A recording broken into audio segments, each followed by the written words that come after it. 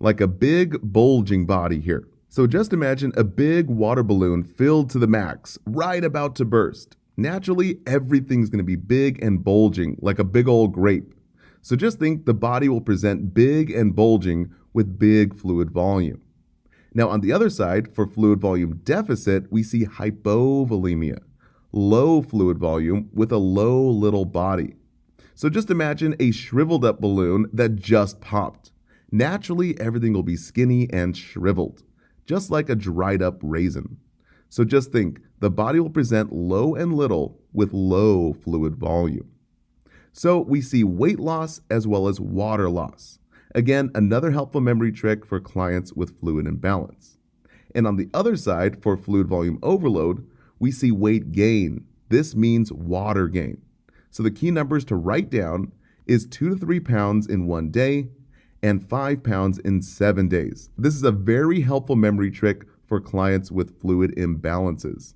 But as you know, this is not the case for all weight gain. Maybe it could be from that nursing school diet with all that junk food with high sodium and sugar during those all-night study sessions. You know what I mean. Wait, so how exactly does sodium enter the body? I don't know. This electrolyte stuff's confusing. So as for the key numbers here, please write it down.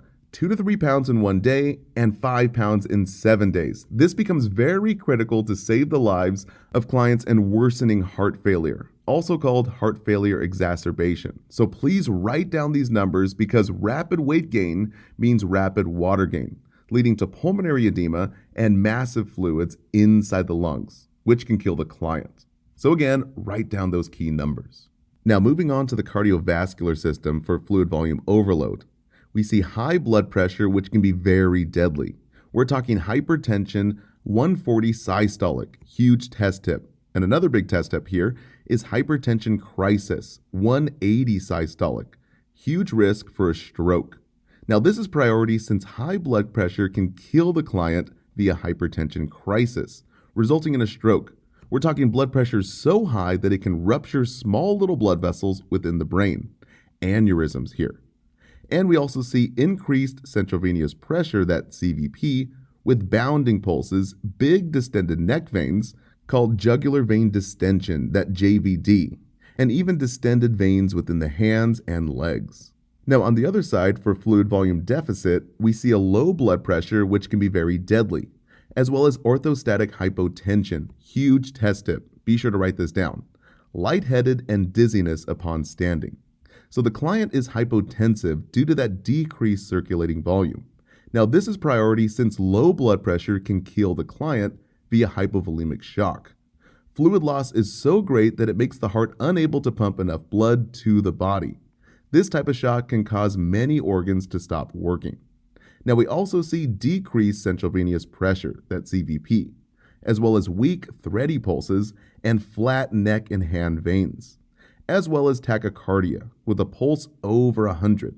Big test tip. So ask yourself, why is the heart rate high? Well, why though? This is because the body's trying to make up that decreased fluid volume by pumping the little blood it has at a faster pace all over the body to perfuse and oxygenate the tissues and organs. So the body's trying to compensate or balance itself out.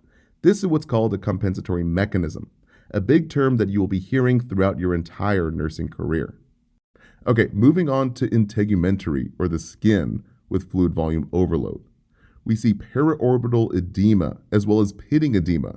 Just think waterbed skin from that hydrostatic pressure. So increased volume causes fluid to be pushed out of the vascular space and into the interstitial space, resulting in edema. And we see pale, cool skin from all that fluid. Just think, the body is filled like a big water balloon that is cool to the touch. And on the other side, for fluid volume deficit, we have a really dry, skinny body, right? So we see sunken eyes, dry skin with pore turgor and tenting, kind of feeling like leather, as well as dry mucous membranes and increased body temperature. So write this one down.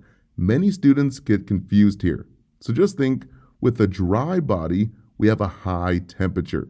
Or when the body's dry, the temperature will be high. Now moving on to neuromuscular. For fluid volume overload, we have altered level of consciousness, ALOC, with key term here, mental status changes, as well as headaches, which could mean that the brain is swelling from that cerebral edema, leading to seizures and death. We also see a client with weakness and paresthesias, that numbness and tingling in the extremities, feeling like pins and needles from all that fluid pressure. And for fluid volume deficit, we see lethargy to coma, as well as weakness. Now moving on to renal and urinary. For fluid volume overload, we typically see an increased urinary output. But if the kidneys cannot compensate, then we see a decreased urinary output when the client has renal issues. For example, kidney damage. And for fluid volume deficit, we see an increased urinary output initially, followed by a decreased urinary output at the very end. Now it sounds a little bit tricky here, but just think about the patho here. If the client is urinating out all their fluid, well, all that fluid gets drained from the body and into the potty, right? Making the body dry. So eventually the body runs out of urine, resulting in decreased urinary output at the very end. So it makes a little bit more sense. Now moving on to respiratory. For fluid volume overload, we see a rapid, shallow respiratory rate. With key terms here, write this down. RALs or rales, with moist crackles. This means fluid inside the lungs when listening to lung sounds. And we also see pulmonary edema, basically fluid-filled lungs. And on the other side, with fluid volume deficit, we have rapid, deep respiratory rate because the body is super dry. Now for GI, the gastrointestinal for fluid volume overload. Increased motility leads to diarrhea. So again, just think about the patho here. The intestines get filled up with fluid, making the bowels like a big old water slide. Yahoo! And we also see hepatomegaly, an enlarged liver, and even ascites, where the abdominal cavity gets filled with fluid. Just think about it. This excess fluid has nowhere to go, so it starts filling up the organs. Now for fluid volume deficit GI, we see decreased motility, a very dry intestinal tract leading to constipation, as well as diminished bowel sounds, referred to as hypoactive bowel sounds. Like the water slide, it has no water, right? It's nearly impossible to slide down, so things naturally get stuck. Now for lab values. For fluid volume overload, think low when liquidy. We find very low diluted lab values when the body is full of liquid. This is what's called hemodilution, since all the fluid inside the blood is diluting the blood, kind of like adding too much water to your Kool-Aid or sweet tea. Now the Kool-Aid man usually says, "Oh yeah," but I'm gonna have to say, "Oh no" here, since adding too much water to Kool-Aid or sweet tea is gonna make it very dilute and pretty much tasteless. Well, in the same way, the blood is going to be very dilute with hypervolemia, making the labs very, very low and diluted when the body is liquidy. So naturally, we see a decreased osmolality, fancy words for a decrease in the thickness of blood, very dilute, watered down blood. And we also see a decreased hematocrit, as well as decreased blood urea nitrogen, that BUN, and decreased electrolytes, namely low sodium, hyponatremia below 135, which is a huge risk for brain damage. Now, sodium is typically the most tested since it's the most critical, as severely low sodium from dilution could lead to deadly brain damage, called hyponatremic encephalopathy, which we'll cover in great detail in the electrolyte video. But just be sure to write it down. We have to monitor sodium levels during fluid volume overload. Okay, now on the other side, for fluid volume deficit, the lab values appear high when the body is dry. Again, the key term here is labs appear high when the body is dry. This is hemoconcentration, very concentrated blood. It's like adding too much sugar to that Kool-Aid. Oh yeah.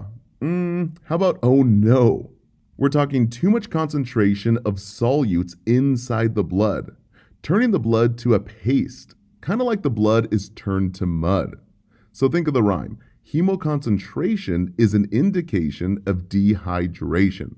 When the body is dry, the labs appear high. So naturally, we see an increased osmolality, increased thickness of blood. Again, just think the blood is turned to mud.